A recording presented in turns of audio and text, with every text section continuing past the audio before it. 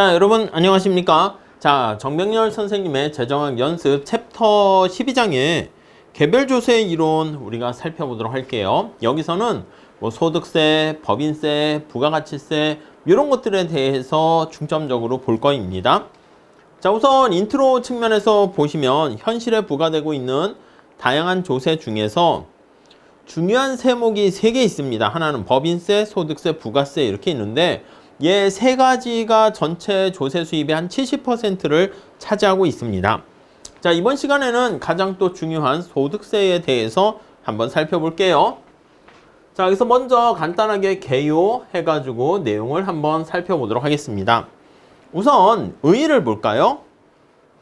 자, 소득세는 인컴 텍스 해가지고 우리가 벌어들인 소득에다가 세금을 때리는 거예요. 자, 여기서 동그라미 1번 보시면 개인이 벌어들인 소득에 부과하는 조세를 얘기합니다. 자, 전체 조세 수입에서 차지하는 비중이 좀 커요. 그래서 의미는 전체 소득에 차지하는 비중이 커요. 오케이? 자, 근데 누진과세를 또 적용할 수 있습니다. 누진과세를 적용을 하게 되고요. 누진과세를 적용할 수 있으니까 거기 보시면 공평성을 실현할 수가 있겠죠. 반면에 우리 부가가치세 같은 경우에는 어떻게 됩니까? 그래요. 그거는 우리가 물건을 샀을 때 10% 세금을 때리는 거잖아. 부유한 사람이 사던 가난한 사람이 사던 뭐 똑같이 10% 내요. 그러니까 오히려 역진적입니다. 공평성 측면에서는. 자, 그리고요. 거기 보시면 3번 소득세는 개인의 노동 공급. 이게 이제 조세가 경제적 행위에 미치는 영향 거기서 볼 건데 노동을 얼마나 공급할 것인가 노동 공급에도 영향을 미치고요. 이게 근로소득세 이렇게 보시면 되겠습니다. 근로소득세. 자, 그리고 저축에도 영향을 미칩니다. 저축에 영향 미치는 건 뭐야? 저축이라는 것은 내가 소비하지 않고 저축했잖아. 이자 소득은 없잖아요. 그러니까 이 경우는 이자 소득세 여기에다가 이제 과세를 부과하는 거죠. 자, 이건 뒤에 조세가 경제적 행위에 미치는 영향할 때 노동 공급과 저축 제일 중요합니다.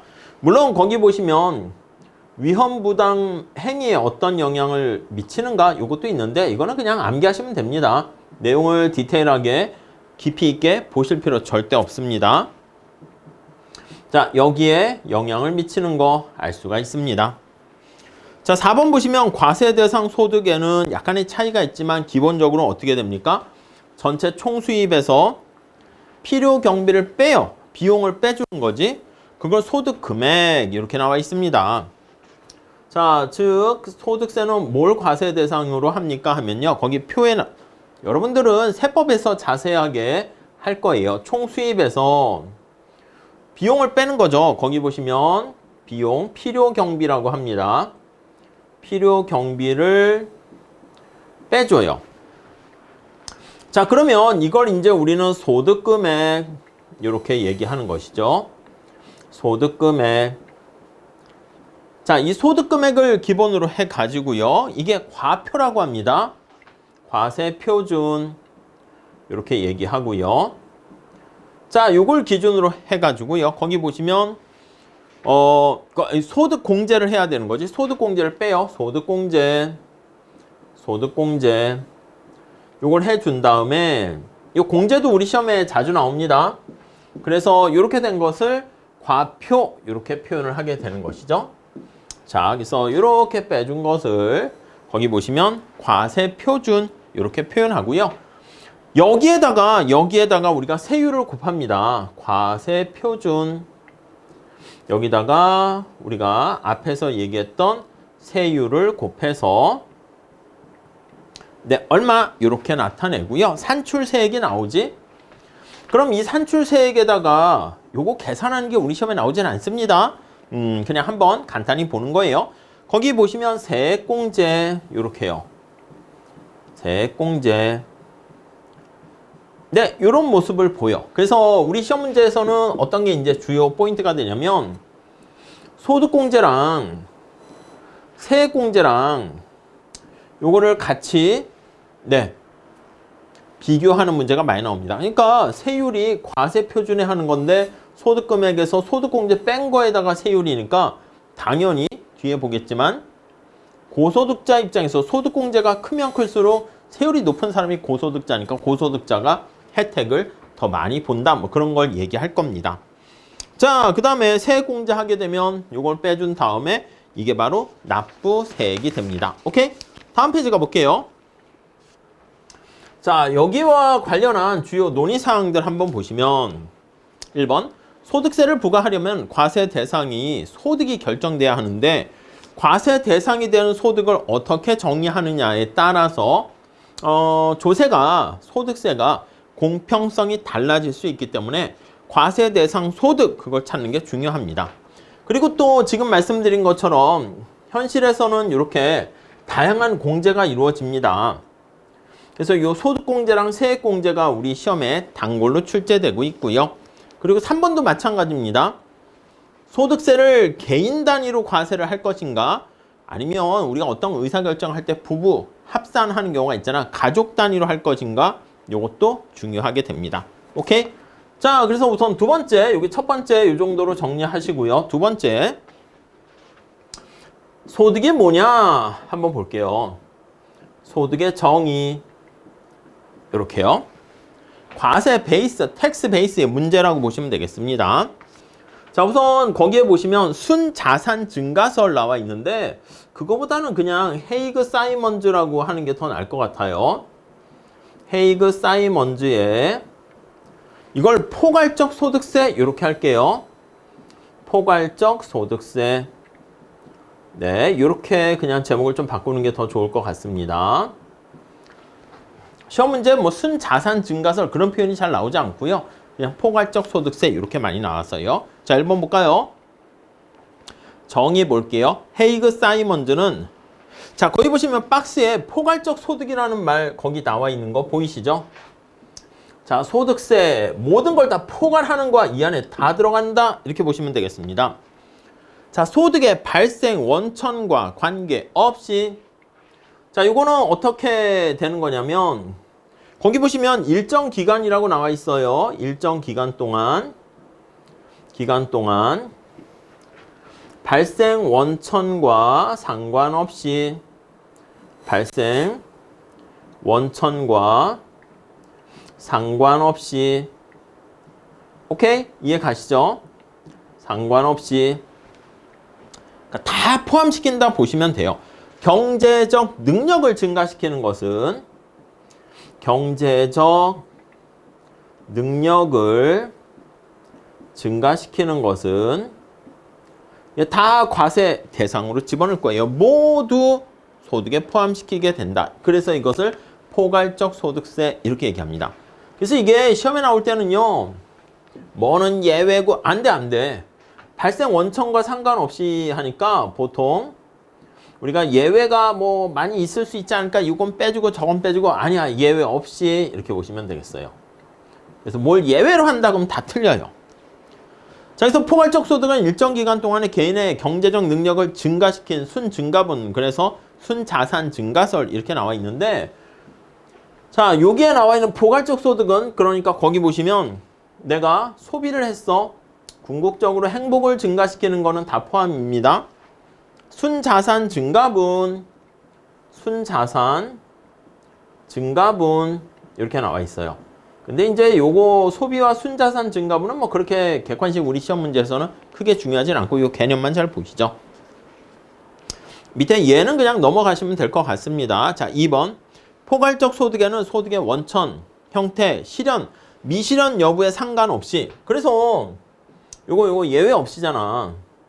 실현 여부와의 상관없이 실현 여부와 상관없어요. 실현뿐만 아니라 실현되지 않았어. 미실현 요거도 전부 다 포함을 시킵니다. 오케이?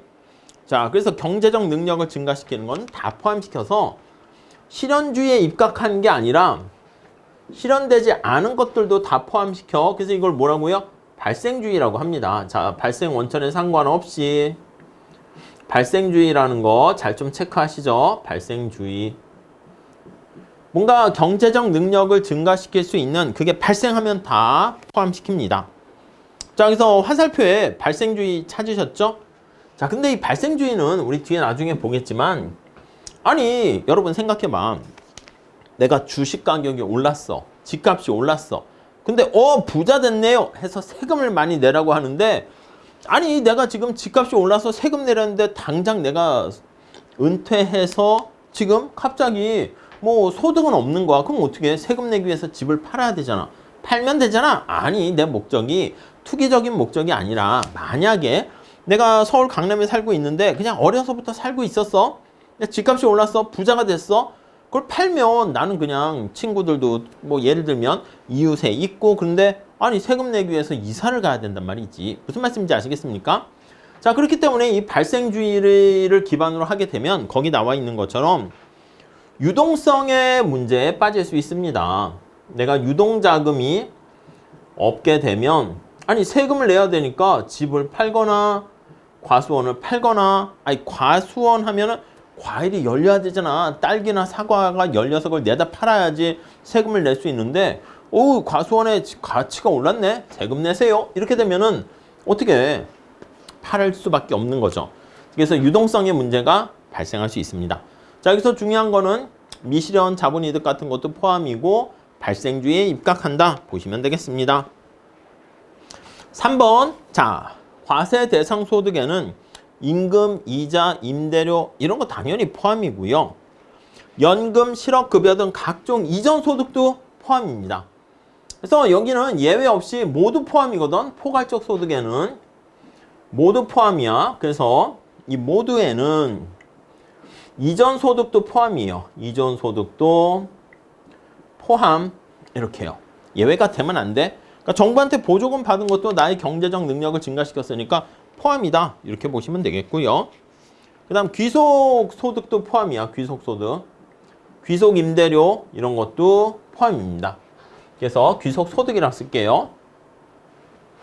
귀속 임퓨티드 됐다라고 해서요. 만약에 농부가 쌀을 생산해 가지고 밥을 사 먹을 필요가 없잖아. 쌀을 살 필요 없잖아. 왜냐면 자기가 사가지고 자기가 직접 생산한 거를 자기 입으로 집어넣게 되니까, 야, 너는 말이야, 학원을 운영하는데 이 건물이 네 거다, 내 거다 이렇게 되면 임대료 낼 필요 없잖아. 내가 나한테 낸다라고 생각하는 겁니다. 오케이? 농부가 쌀을 생산하거나 이 건물이 다른 사람 거라서 임대료 내는 게 아니라 내 건물이야? 야, 임대료 안 내니까 좋겠네. 그게 아니라 경작에선 기회비용을 따지는 거니까 내가 잘 기억하셔야 돼요. 다른 사람한테 이 건물을 빌려주면 임대 수익을 받을 수 있는 것을 못 받잖아. 그러니까 내가 나한테 낸다라고 보는 거야. 그래서 다 이것도 포함이에요. 자, 자산 가치 상승에 따른 미실현, 이거 포함이야. 미실현 자본이득도 포함이고, 당연히 비근로소득도 포함이지. 비근로소득도 포함이다. 이렇게 보시면 되겠습니다. 자, 그런데 4번 한편 앞에 본 것처럼 소득을 획득하기 위해서 지출한 경비, 이거는 당연히 소비할 수 있는 능력과 관련된 거야. 소비할 수 있는 능력. 네, 오케이?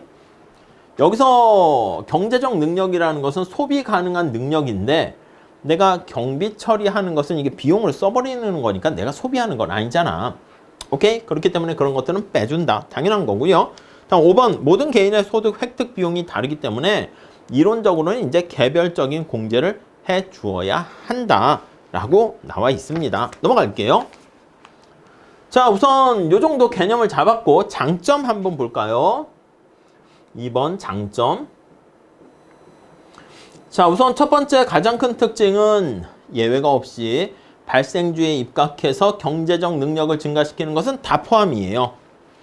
1번, 소득에 대한 정의가 포괄적. 이 포괄적이라는 말 잘 보세요. 포괄적. 포괄적이기 때문에 개인의 경제적 능력에 대한 적절한 측정이 가능하다. 효율성 관점에서는요, 모든 소득을 종류와 관계없이 동일하게 취급합니다. 예외 없이, 이해 가세요? 예외 없이, 발생 원천에 상관없이, 그래서 모두 똑같게 취급을 해요. 그래서 거기 보시면 교란이 없어. 내가 어떤 선택 방안을 다르게 바꿀까? 타인 자본을 쓸까? 자기 자본 쓸까?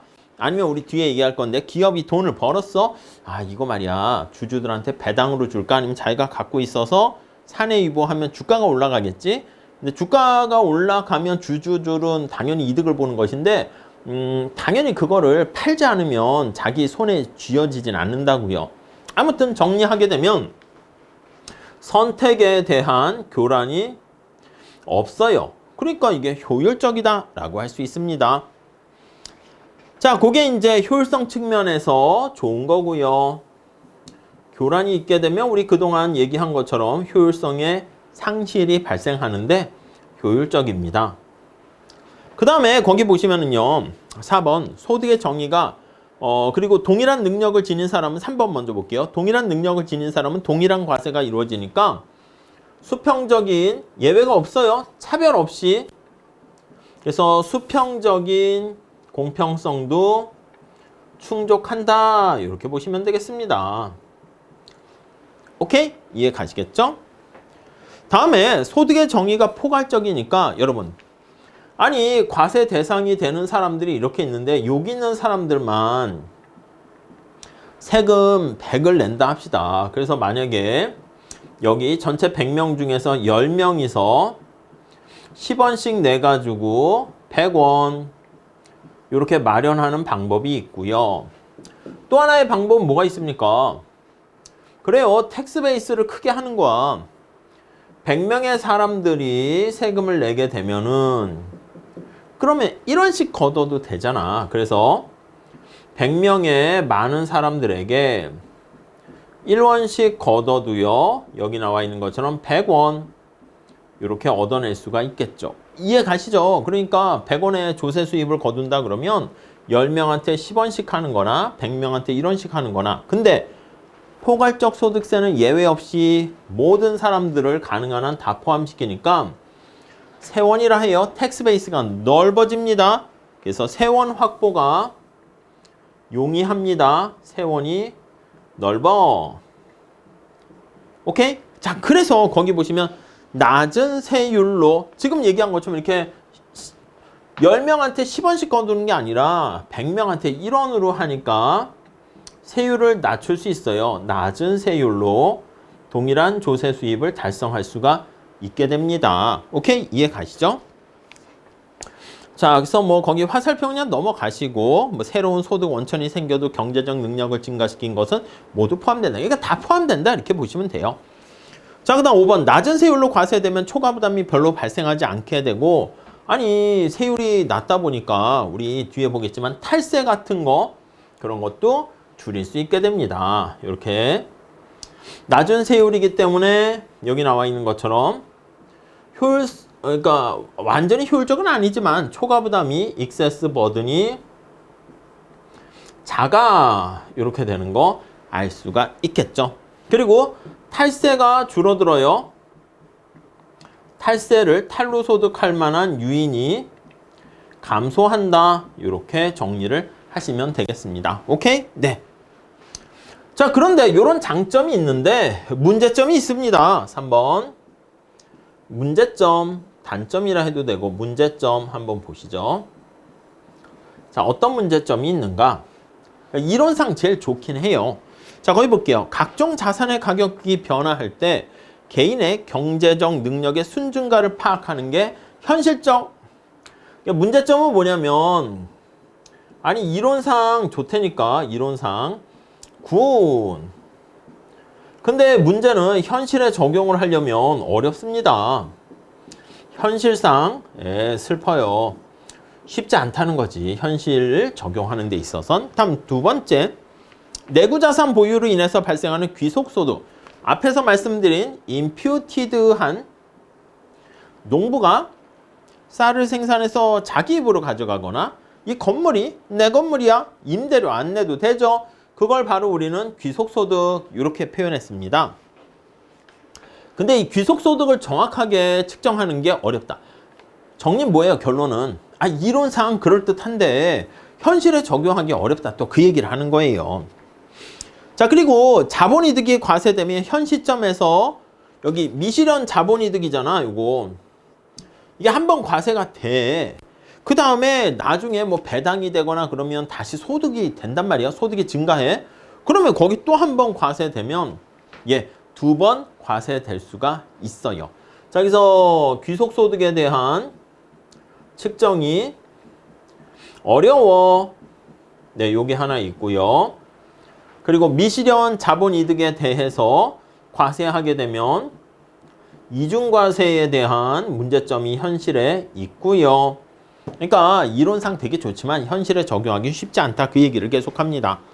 자, 그리고 소득 획득 비용은 우리가 비용 공제해서 빼준다 그랬잖아. 근데 거기 나와 있는 것처럼 이게 내가 소득을 획득하는 과정에서 발생하는 정당한 비용인지 아니면 그냥 소비를 하는 건지 알 수가 없네.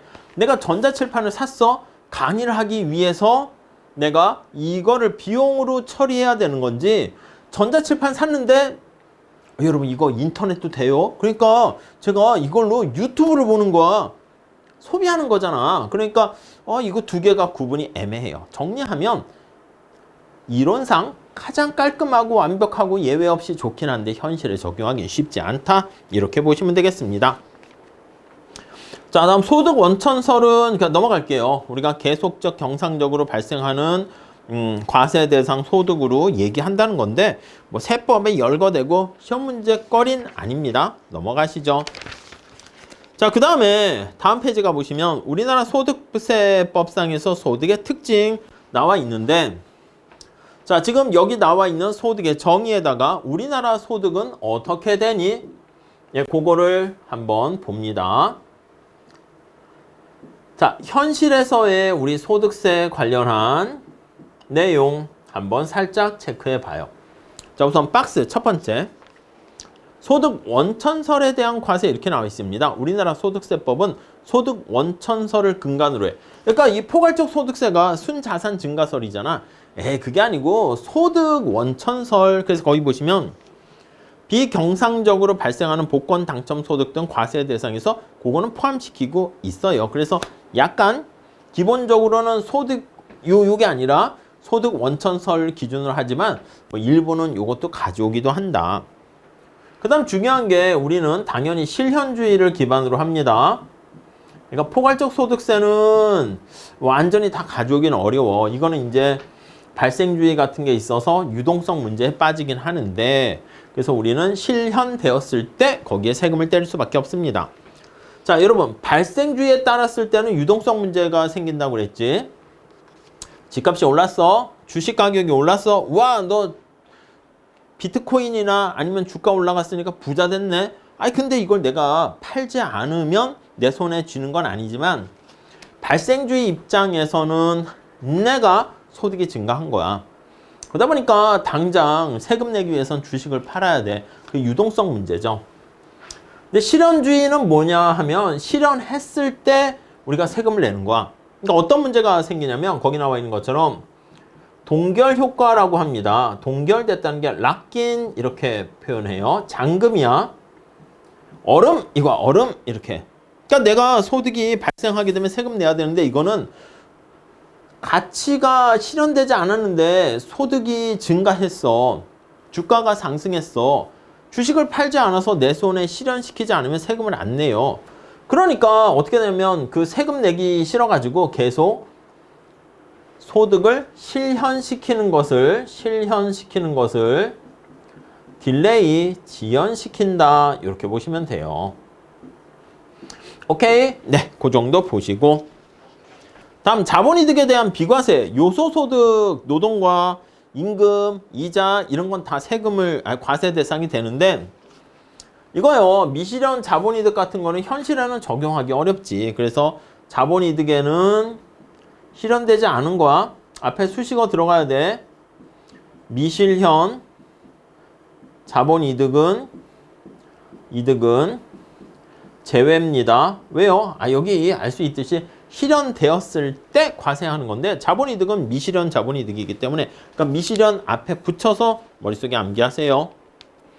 그 다음 귀속소득에 대해서도 얘는 포함인데 현실에서는 귀속소득 포함 안 시켜. 그러니까 여기 나와 있는 포괄적 소득세, 헤이그 사이먼즈의 포괄적 소득세와는 거리가 멀다 이렇게 보시면 되겠죠. 귀속소득은 역시 포함시킬 수가 없어요. 이전 지출도 빼요. 아니 여러분 생각해봐. 저소득층이 생활하기 힘들어서 보조금을 주는데 보조금을 100만 원 줬어. 그 다음 정부 공무원이 돌아가면서 집에 가다가 너 100만 원 생겼네? 돈 내! 이렇게 되면 웃기잖아. 그럼 줬다 뺐었다 막 이렇게 되는 거니까 역시 이전 소득 이것도 과세 대상에서 빠집니다. 그 다음 거기 보시면 현물로 지급되는 보수도 원래 소득이긴 해. 근데 그거를 정확하게 다 포착하기가 쉽지 않습니다. 회사에서 화폐 소득으로 임금을 주는 게 아니라 임금으로 소득을 주는 게 아니라 쌀을 두 가마니를 해서 줬어. 이것도 이제 어떻게 보면 현물로 소득을 지급하는 건데 이걸 다 일일이 측정하기가 쉽지가 않다. 이렇게 보시면 되겠습니다. 오케이. 그렇게 해서 우선 소득세 중에서요. 소득의 정의 중에서 헤이그 사이먼즈의 포괄적 소득세에 대해서 말씀드렸는데 요게 한 꼭지로 중요하게 시험에 출제됩니다. 그러니까 여러분들 잘 체크 정리를 하셨으면 좋겠습니다. 우선 이렇게 보시고요. 다음 시간에 좀 쪼개서요. 공제 제도와 저 뒤에 나와 있는 뭐 개인과 아니면 가족을 과세 단위로 하는가 그 문제에 대해서 살펴보도록 하겠습니다. 다음 시간에 이어서 할게요. 감사합니다.